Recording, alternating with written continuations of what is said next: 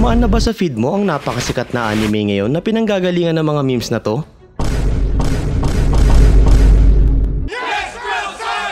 Yung tungkol sa mga ginintoang bayat Golden Balls? Yes! Ang dandadan ay tungkol kina Ken Takakura o mas kilalang Okarun at Momo Ayase, kung saan nasa magkabilang side sila ng paranormal spectrum regarding sa kung ano ang pininiwalaan nila at hindi. At sa kalagitnaan ng pagtatalo nila sa kung sino ba ang mali, ay pareha silang namulat na totoo pala ang pininiwalaan nilang dalawa.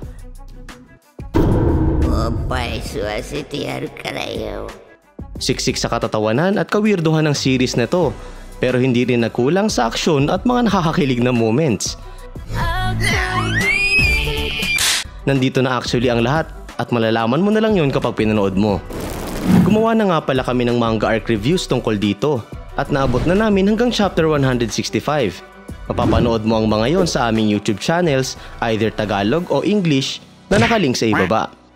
Ngayon, ipagpapatuloy nating i-review ang anime na ito na sa kasalukuyan ay nagtatop sa mga streaming platforms kagaya ng Netflix at nakakuha ng 4.9 rating sa Crunchyroll.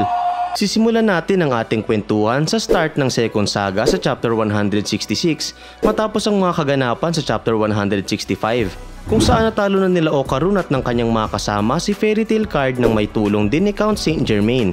Sa hindi namang inaasahang pangyayari ay lumalabas na isang kolektor ng mga paranormal na bagay itong si Count Saint Germain at ninanakaw niya ang powers ng lahat ng kanyang nakasalamuhang paranormal. Sa kabilang banda naman ay naging maliit si Momo matapos niyang makalabas sa curse box, habang si Turbo Granny ay binawi na ang kanyang curse kay Okarun dahil naibalik na nito ang dalawang family jewel niya at nagdesisyon na umalis sa pamamahay ng mga Ayase. Ngayong nakapag quick refresher na tayo, tara na't simulan na natin. Nagsimula ang istorya sa isang maliit na Momo na kumakain ng grain of rice at sinasabi nito na parang mochi ball yung kinakain niya dito.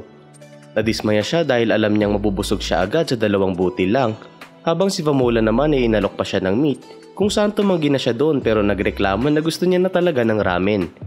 Dahil sa request niya ay sinabi ni Seiko na kung gusto niya ay gagawa niya ito nun, pero tumanggi ulit si Momo dahil kapag kumain naman daw siya ng 2 cm na noodles ay mabubusog din siya agad. Kaya hiningian niya na lang si Vamola ng tubig. Inabot na naman siya ni Vamola ng maliit na manual water pump at itinapat niya iyon sa kanyang bibig.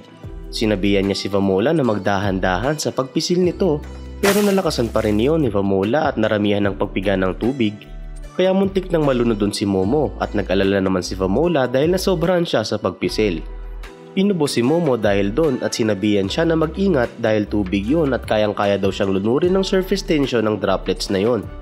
Sa kabila nito, tinitigan ni Momo ang maliliit na water droplets na nakadikit sa kanyang katawan at ito na lang ang kanyang ininom.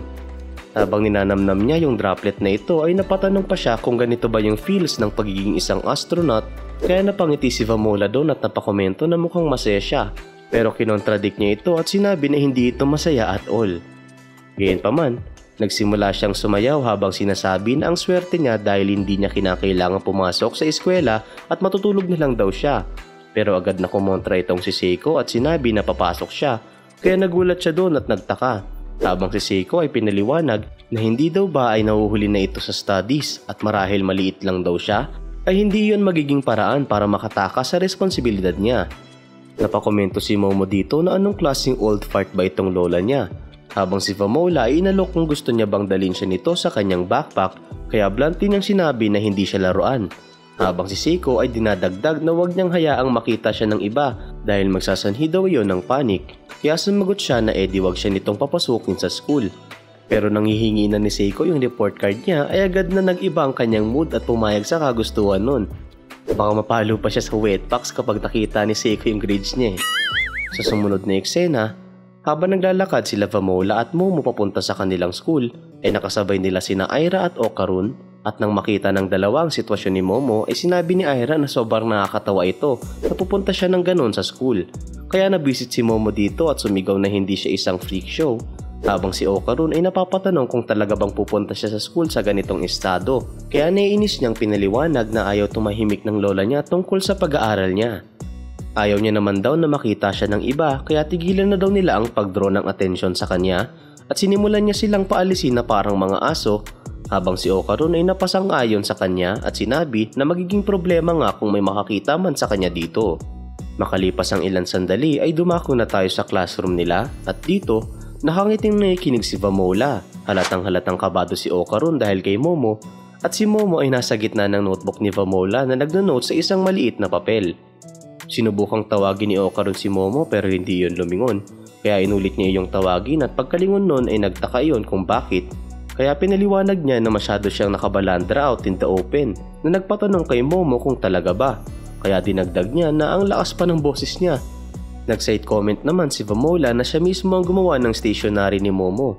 Kaya pinoint ni Momo na yung ginawa lang naman niya ay gumupit ng notebook habang si Okarun ay kabado siyang sinabihan na hinaan niya ang kanyang boses at si Vamola naman daw ay subukang itago ng mas maigi pa itong si Momo. Kaya kumontra si Momo at sinabi na kapag ginawa iyon ni Vamola ay mahihirapan siyang basahin yung tinuturo sa kanila na nagpasigaw na kay Okarun kung hindi niya daw ba naiintindihan yung sitwasyon niya. Bigla namang may naisip si Momo at sinimulang tawagin yung kaklase nila na nasa tabi ni Vamola kaya nabahala doon si Okarun at sinubukan siyang pigilan. Pero huli na ang lahat nang makuha niya yung atensyon ng lalaking ito at tumingin na ito kay Vamola habang siya ay napilitang tumameme sa gilid. Nagpakyut tuloy yung lalaki kay Vamola at tinanong kung siya ba yung kinakausap nito. Kung saan blunt na sinabi ni Vamola na hindi. Kaya nagsorry na lang yung lalaki at bumalik na sa pagsusulat habang si Momo ay niyabangan si Okarun na nakita niya ba iyon at hindi naman daw siya napansin. Kung saan pabulong na sumagot si Okarun na tumigil na siya at ano daw sa tingin nito yung mangyayari kapag may nakakita talaga sa kanya. Masayang sinabi naman ni Momo na siguro ganito ang pakiramdam ng pagiging isang fairy at pinaliwanag na ito ay isang kilalang paranormal thing, ang legends tungkol sa mga fairies. Dahil doon ay napaisip naman si Okarun kung ano yung ibig niyang sabihin. Sinabi ni Momo na sa katunayan ay nasa lahat ng lugar ang mga iyon at hindi lang nila ito nakikita dahil hindi nila sinusubukang tignan. At kung tutuusin nga daw ay kapag ini-squint nila ang kanilang mga mata at tititigan ng mabuti ang paligid ay magagawa nila yung makita. Dagdag niya na matagal na panahon na ang nakalipas, yung mga tao sa time na yon ay nakikita ang mga ito. Pero yung mga tao sa kasalukuyan ay halos nawala na yung abilidad na magawa yon o ayun yung naririnig niya sa iba. Dahil dito ay napasigaw si Okarun na tama nga si Momo at ayun daw yung dahilan. Kaya nagtaka naman si Momo saan yung tinutukoy niya dito. Narinig naman siya ng teacher niya kaya sinigawan siya noon na bakit siya nag-iingay. Kaya agad na napayuko si Okarun at nagsorry. Habang si Momo ay tinawanan naman siya dahil pinagalitan daw siya. Kaya pabulong na sinabi ni Okarun na ito yung may kasalanan nun. Matapos yon, binulungan ni Okarun si Momo na pumunta sila ng library pagkatapos ng klase nila kung saan sumang-ayon naman doon si Momo. Sa sumunod na eksena, pumunta na ang buong gang sa library at hiniling ni Okarun yung mga kasama niya na maghanap ng mga libro tungkol sa mga fairies at kahit anong libro daw yon basta tungkol sa fairies. Nakahanap naman si Rin ng isang libro at sinimulan niya iyong basahin habang nakikinig sa kanya si Vamola at sinabi nito na madalas nagpapakita ang fairies sa mga artwork na may mythological motifs at sabi daw sa libro na ito na ang mga taong socially vulnerable ay depicted as small, forgettable presences. Habang nasa chest pocket naman ni Okarun ay nagsorry itong si Momo sa kanilang lahat dahil kinailangan pa daw nila yung gawin para sa kanya. Kaya sumagot si Okarun na wag niya yung sabihin at may kinakaharap daw ito. Kaya natural lang daw na tutulungan siya nila. Matapos ang topic na yun, inopin ni Okarun na mukhang hindi na daw talaga nagpakita ang muli si Turbo Granny matapos yun umalis sa kanila kung saan sumang-ayon si Momo sa kanya. Inisip nga doon ito ni Momo na maugutom yun at babalik pero hindi yun nangyari. At dagdag niya na umaakto daw na matatag yung lola niya pero sa katunayan ay namimiss na nun si Turbo Granny. At maski daw siya ay namimiss na rin yung pusa na yun kung saan ganoon din daw si Okarun. Dagdag niya na hindi na rin nila kayang gamitin yung power si Turbo Granny kaya pinoint ni Okarun na curse din naman daw kasi yun. Tinanong naman ni Momo kung naibalik na ba sa kanya yung family jewels niya at chinek niya na daw ba yun. Kung saan sumang-ayon dun si Okarun at sinabi na ang dali niya nga lang daw iyong sinuksok. Kaya natawa si Momo. Bigla din niyang tinawag itong si Momo at naiyang pinaalala yung tungkol sa confession niya nung bago sila maghiwalay sa loob ng cursed box. Kaya nagsimula na din dong kiligin si Momo. At flustered na sinabi na sandali lang at wag niya daw muna iyong sabihin ulit. At maghintay daw itong si Okarun hanggang sa makabalik siya sa normal. Kung saan kabado at namumulang sumagot si Okarun na nauunawaan niya yun. Dagdag ni Momo na pero wag niya ding isipin na mga liwa. Kaya lalong pinagpawisan si Okarun at napatanong kung ano yung ibig sabihin niya sa pangangaliwa. Hindi pa nga daw sila nagde-date. Kaya nagalit doon si Momo at sumigaw na kung ganun ay may balak pala itong mga liwa, na nagpalingon sa kabilang direksyon kay Okarun habang sumasagot na hindi yun yung sinasabi niya. Kaya sumigaw ulit si Momo na wag nitong alisin ang kanyang tingin dito. Umakyat si Momo sa balikat niya at sinimulan nung hilahin yung tenga niya habang sinasabi na tignan niya daw ito habang kinakausap siya. Kaya sinubukan niya yung patigilin dahil nakikiliti daw siya. Bigla namang may nakakuha ng atensyon ni Momo sa may bookshelves. At nang titigan niya ito maigi ay may nakita siya sa kabilang banda ng bookshelf na maliit na nilalang na nakasilip at mukhang pinagmamasdan sila nito. At ayun na nga, ano kaya yung nakita ni Momo sa katabing bookshelf? Isang misteryo na naman ang aabangan natin. Nga pala, sa mga hindi pa updated o gustong ma-refresh sa istorya, pwede niyong panoorin ng full arc video sa YouTube channels namin.